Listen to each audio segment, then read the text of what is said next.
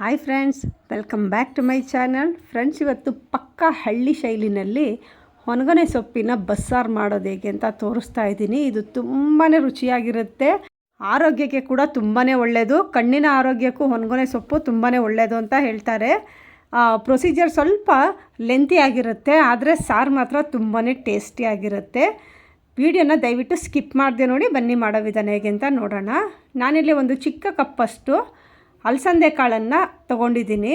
ಇದು ಸ್ವಲ್ಪ ಬೇಗ ಬೇಯದೇ ಇರೋದ್ರಿಂದ ನಾನೊಂದು 15 ನಿಮಿಷ ನೆನೆಯೋದಕ್ಕೆ ಇಡ್ತಾಯಿದ್ದೀನಿ. 15 ನಿಮಿಷದ ನಂತರ ಇವಾಗ ಕುಕ್ಕರ್ಗೆ ಹಾಕ್ಕೋತಾ ಇದ್ದೀನಿ. ನೀವು ಬೇಕಿದ್ದರೆ ಡೈರೆಕ್ಟಾಗಿ ಬೇಯಿಸ್ಕೋಬೋದು, ನಿಮಗೆ ಟೈಮ್ ಇದೆ ಅಂದರೆ. ಹಾಗೆ ಅದೇ ಕಪ್ಪಲ್ಲಿ 1 ಕಪ್ಪಷ್ಟು ತೊಗರಿಬೇಳೆನ ತೊಗೊಂಡಿದ್ದೀನಿ. ಇದನ್ನು ಕೂಡ ತೊಳೆದ್ಬಿಟ್ಟು ಹಾಕ್ಕೋತಾ ಇದ್ದೀನಿ. ನಂತರ ಇದಕ್ಕೆ ಅದೇ ಕಪ್ಪಲ್ಲಿ 5 ರಿಂದ 6 ಕಪ್ ಆಗೋಷ್ಟು ನೀರನ್ನು ಹಾಕ್ಕೋಬೇಕು. ನೀರನ್ನು ಸೇರಿಸಿ ಇದನ್ನು 4 ರಿಂದ 5 ವಿಷಲ್ ಕೂಗೋದಕ್ಕೆ ಬಿಡೋಣ. ಅಲಸಂದೆ ಕಾಳು ಸ್ವಲ್ಪ ಬೇಯೋದಕ್ಕೆ ಟೈಮ್ ತಗೊಳ್ಳುತ್ತೆ, 4 ರಿಂದ 5 ವಿಷಲ್ ಬೇಕಾಗುತ್ತೆ.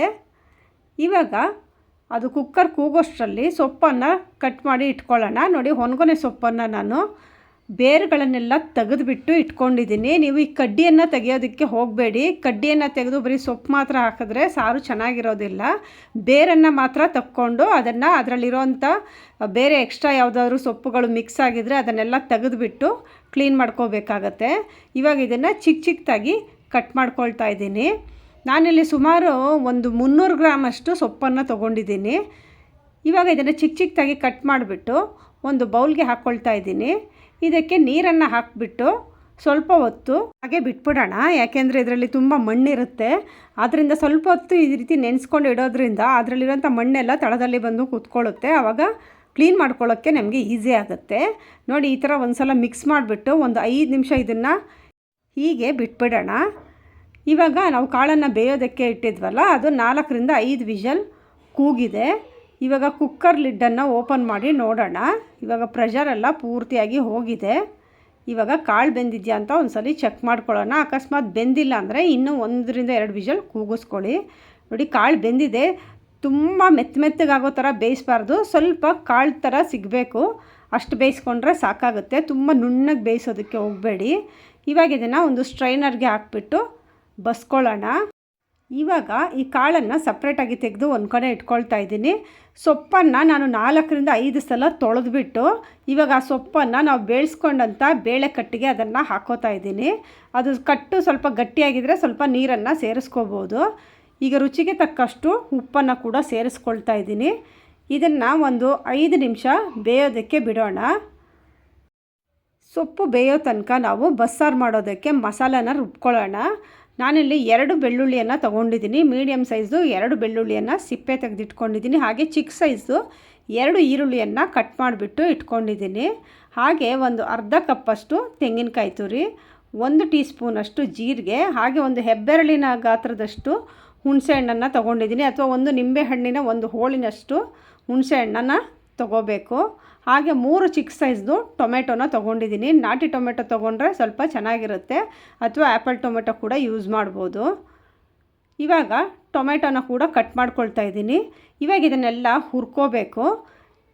ಪ್ಯಾನ್ಗೆ ಬೆಳ್ಳುಳ್ಳಿ, ಈರುಳ್ಳಿ ಹಾಗೆ ಹುಣಸೆಹಣ್ಣು, ಜೀರಿಗೆಯನ್ನು ಹಾಕಿ ಫ್ರೈ ಮಾಡ್ಕೊಳ್ಳೋಣ.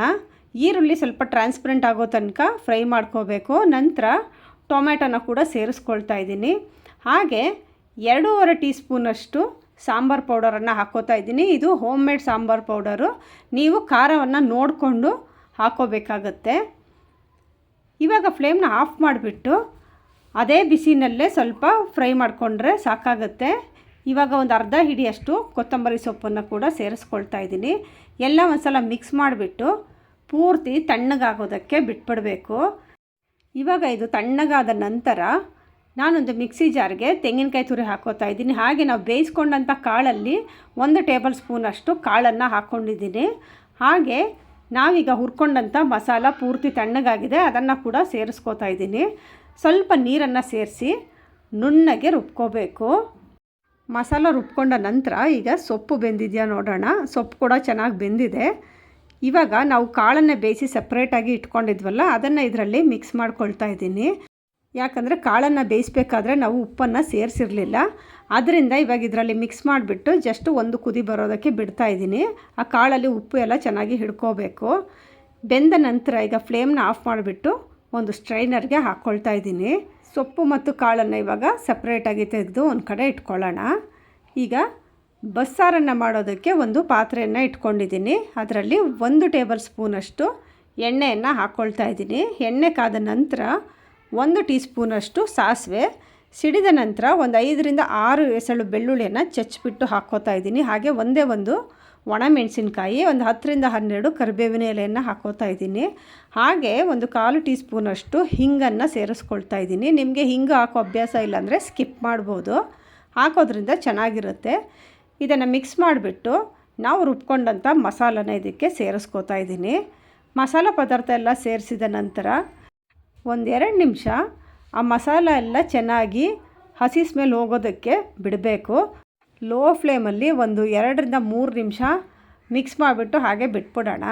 ನಂತರ ಇದಕ್ಕೆ ನಾವು ರುಬ್ಕೊಂಡಂಥ ಮಸಾಲ ನೀರನ್ನು ಇದಕ್ಕೆ ಸೇರಿಸ್ಕೊಳ್ತಾ ಇದ್ದೀನಿ. ಮಿಕ್ಸಿ ಜಾರಲ್ಲಿ ಉಳಿದಂಥ ಮಸಾಲೆಗೆ ನಾವು ಬೇಯಿಸ್ಕೊಂಡಂಥ ಬೇಳೆಕಟ್ಟನ್ನು ಅದರಲ್ಲಿ ಹಾಕಿಬಿಟ್ಟು ಮಿಕ್ಸ್ ಮಾಡಿಬಿಟ್ಟು ಹಾಕ್ಕೊಳ್ತಾ ಇದ್ದೀನಿ. ಬಸ್ಸಾರು ಯಾವಾಗಲೂ ಸ್ವಲ್ಪ ತೆಳುವಾಗಿದ್ರೇ ಟೇಸ್ಟಾಗಿರುತ್ತೆ. ತುಂಬ ಗಟ್ಟಿಯಾಗಿ ಮಾಡೋದಕ್ಕೆ ಹೋಗಬೇಡಿ. ನೀವು ಇದಕ್ಕೆ ಎಕ್ಸ್ಟ್ರಾ ತಣ್ಣೀರನ್ನು ಸೇರಿಸೋದಕ್ಕೆ ಹೋಗಬೇಡಿ, ಟೇಸ್ಟ್ ಕೆಟ್ಟೋಗ್ಬಿಡುತ್ತೆ. ನೀವು ಎಕ್ಸ್ಟ್ರಾ ನೀರು ಬೇಕಂದರೆ ಸ್ವಲ್ಪ ನೀರನ್ನು ಕುದಿಸ್ಬಿಟ್ಟು ಸ್ವಲ್ಪ ಸೇರಿಸ್ಕೊಂಡ್ರೆ ಸಾಕು, ಜಾಸ್ತಿ ಹಾಕೋದಕ್ಕೆ ಹೋಗಬೇಡಿ. ಆದಷ್ಟು ಆ ಬೇಳೆ ಕಟ್ಟಿಗೆ ಎಷ್ಟು ಬೇಕೋ ಅಷ್ಟು ಮಸಾಲ ನೋಡಿ ರುಬ್ಕೊಳ್ಳಿ. ಇವಾಗ ಇದನ್ನು ಮಿಕ್ಸ್ ಮಾಡಿಬಿಟ್ಟು ಒಂದು 6 ರಿಂದ 7 ನಿಮಿಷ ಚೆನ್ನಾಗಿ ಕುದಿಯೋದಕ್ಕೆ ಬಿಟ್ಬಿಡೋಣ. ಇವಾಗ ಒಂದು ತಟ್ಟೆಯನ್ನು ಮುಚ್ಚಿ ಒಂದು 6-7 ನಿಮಿಷ ಬೇಯೋದಕ್ಕೆ ಬಿಡ್ತಾಯಿದ್ದೀನಿ. ನೋಡಿ, ಈಗ 6 ರಿಂದ 7 ನಿಮಿಷ ಆದ ನಂತರ ಸಾರು ಚೆನ್ನಾಗಿ ಕುದೀತಾ ಇದೆ, ತುಂಬಾ ಚೆನ್ನಾಗಿ ಘಮ ಬರ್ತಾ ಇದೆ. ಇವಾಗ ಫ್ಲೇಮ್ನ ಆಫ್ ಮಾಡ್ಕೊಳ್ಳೋಣ. ಬಸ್ಸಾರು ರೆಡಿ ಆಯಿತು. ಇದನ್ನು ಒಂದು ಕಡೆ ತೆಗೆದಿಟ್ಕೊಳ್ಳೋಣ. ಇವಾಗ ಒಣಗೊನೆ ಸೊಪ್ಪಿನ ಪಲ್ಯ ಮಾಡೋದಕ್ಕೆ ಪ್ಯಾನ್ಗೆ 1-2 ಟೇಬಲ್ ಸ್ಪೂನಷ್ಟು ಎಣ್ಣೆಯನ್ನು ಹಾಕ್ಕೊಳ್ತಾ ಇದ್ದೀನಿ. ಕಾದ ನಂತರ 1 ಟೀ ಸ್ಪೂನು ಸಾಸಿವೆ ಸಿಡಿದ ನಂತರ ಒಂದು 6 ರಿಂದ 7 ಹಸಿಮೆಣಸಿನ್ಕಾಯಿ, ಹಾಗೆ ಸ್ವಲ್ಪ ಕೊತ್ತಂಬರಿ ಸೊಪ್ಪನ್ನು ಹಾಕ್ಕೋತಾ ಇದ್ದೀನಿ. ಇದಕ್ಕೆ ಹಸಿಮೆಣಸಿನ್ಕಾಯಿ ಹಾಕೋದ್ರಿಂದ ಟೇಸ್ಟ್ ಚೆನ್ನಾಗಿರುತ್ತೆ. ನೀವು ಬೇಕಿದ್ದರೆ ಒಣಮೆಣಸಿನ್ಕಾಯಿನ ಹಾಕ್ಕೊಳ್ಳಿ. ಹಾಗೆ 2 ಈರುಳ್ಳಿಯನ್ನು ಚಿಕ್ಕದಾಗಿ ಕಟ್ ಮಾಡಿಬಿಟ್ಟು ಹಾಕ್ಕೋತಾ ಇದ್ದೀನಿ. ಈರುಳ್ಳಿ ಟ್ರಾನ್ಸ್ಪರೆಂಟ್ ಆಗೋ ತನಕ ಚೆನ್ನಾಗಿ ಫ್ರೈ ಮಾಡ್ಕೋಬೇಕು. ಈರುಳ್ಳಿ ಎಲ್ಲ ಇವಾಗ ಫ್ರೈ ಆಗಿದೆ. ನಂತರ ಇವಾಗ ನಾವು ಬೇಯಿಸಿಟ್ಕೊಂಡಂಥ ಸೊಪ್ಪು ಮತ್ತು ಕಾಳಿನ ಮಿಶ್ರಣವನ್ನು ಇದಕ್ಕೆ ಹಾಕ್ಕೋತಾ ಇದ್ದೀನಿ. ಇವಾಗ ಆದಷ್ಟು ಹೈ ಫ್ಲೇಮಲ್ಲಿ ಇಟ್ಕೊಂಡು ಮಿಕ್ಸ್ ಮಾಡ್ಕೋಬೇಕು. ನೀವು ಲೋ ಫ್ಲೇಮಲ್ಲಿ ಇಟ್ಕೊಂಡು ಮಿಕ್ಸ್ ಮಾಡ್ತಾಯಿದ್ರೆ ಆ ಸೊಪ್ಪಿನಲ್ಲಿರೋಂಥ ನೀರೆಲ್ಲ ಬಿಟ್ಕೊಂಡು ಇನ್ನೂ ಕೂಡ ಮೆತ್ತಗಾಗೋಗ್ಬಿಡುತ್ತೆ. ಆದ್ದರಿಂದ ಹೈ ಫ್ಲೇಮಲ್ಲೇ ಇಟ್ಕೊಂಡು ಮಿಕ್ಸ್ ಮಾಡ್ಕೊಳ್ಳಿ.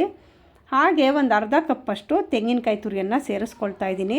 ಇದಕ್ಕೆ ತೆಂಗಿನಕಾಯಿ ತುರಿಯನ್ನು ಸ್ಕಿಪ್ ಮಾಡದೆ ಹಾಕ್ಕೊಳ್ಳಿ, ಟೇಸ್ಟ್ ತುಂಬ ಚೆನ್ನಾಗಿರುತ್ತೆ. ಇವಾಗ ಪಲ್ಯ ಕೂಡ ರೆಡಿ ಆಯಿತು. ಫ್ಲೇಮ್ನ ಆಫ್ ಮಾಡ್ಕೊಂಡು ಬಿಡೋಣ. ಬಸ್ಸಾರು ಮತ್ತು ಒಣಗೊನೆ ಸೊಪ್ಪಿನ ಪಲ್ಯ ರೆಡಿ ಆಯಿತು. ಇವಾಗ ಬಸ್ಸಾರನ್ನು ಒಂದು ಸರ್ವಿಂಗ್ ಬೌಲಿಗೆ ಹಾಕ್ಕೊಳ್ಳೋಣ. ಫ್ರೆಂಡ್ಸ್, ಸಾರಂತೂ ತುಂಬಾ ರುಚಿಯಾಗಿ ಬಂದಿದೆ. ಹುಳಿ ಖಾರವಾಗಿ ತಿನ್ನೋದಕ್ಕೆ ತುಂಬಾ ರುಚಿಯಾಗಿದೆ. ಬಸ್ಸಾರು ಅಂದಮೇಲೆ ಅದಕ್ಕೆ ರಾಗಿ ಮುದ್ದೆ ಇರಲೇಬೇಕು. ನಾನು ಅದಕ್ಕೆ ಬಿಸಿ ರಾಗಿ ಮುದ್ದೆ ಕೂಡ ಮಾಡಿದ್ದೀನಿ.